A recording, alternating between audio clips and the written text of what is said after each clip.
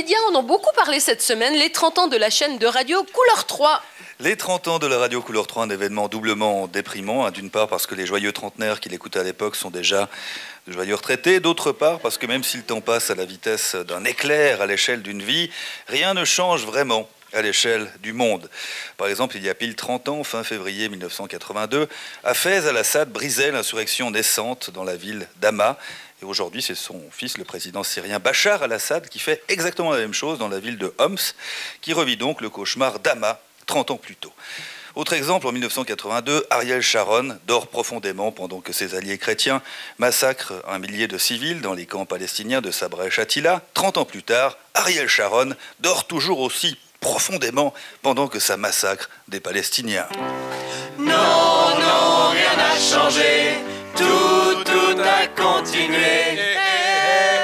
En 1982, Margaret Thatcher impose sa haine de l'Europe et du socialisme au monde tout en maximisant les profits des banquiers de la City. 30 ans plus tard, la City est couverte de publicité pour Margaret Thatcher, jouée par Meryl Streep dans The Iron Lady, dans une Angleterre toujours tout occupée à maximiser les profits des banquiers de la City. Non, non, rien n'a changé, tout a continué.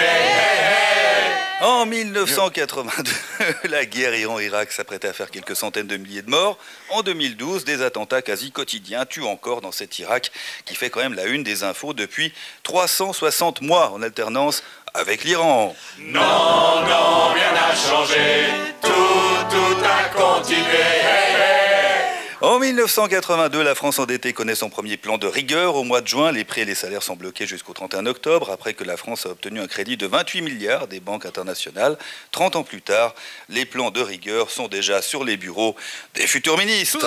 Non, non, rien n'a changé, tout a continué.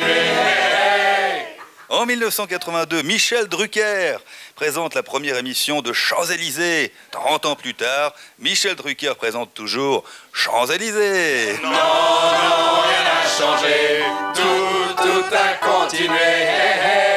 En 1982, le monde littéraire pleure la disparition de Georges Perec. 30 ans plus tard, 30 ans après la mort de l'écrivain, le monde littéraire célèbre la parution de son polar inédit, Le Condottiere, en librairie le 1er mars prochain. Non, non, rien n'a changé, tout a continué. En 1982, Yves Simon chante à Hiroshima, au Japon. 30 ans plus tard, Jane Birkin chante pour Fukushima, au Japon, à travers toute l'Europe.